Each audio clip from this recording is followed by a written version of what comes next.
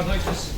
Aquí está o futuro, evidentemente, creo que está evidente, non? Os chavales veñen aí e veñen pegando forte, así se empuxan tamén a nós. A verdad que é un placer, un ano máis, que decía antes José Luis, pois sigues neste proxecto, non? Donde unha semana veñen, en este caso, os chavales do conservatorio que están no teatro profesional, que traballan coa banda municipal, e para nós é un placer seguir aportando este pequeno gran tarea para que eles poidan formarse e nos, de alguma maneira, axudarlos a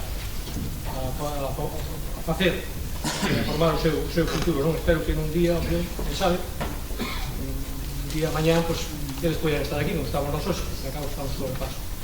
Por lo tanto, nada, quero agradecer e seguir a banda municipal, repito máis máis, seguir apostando por este proxecto, espero que sigamos moitos anos e que eles tamén sigan vindo. Bueno, non sei se tenemos un bis. Sí.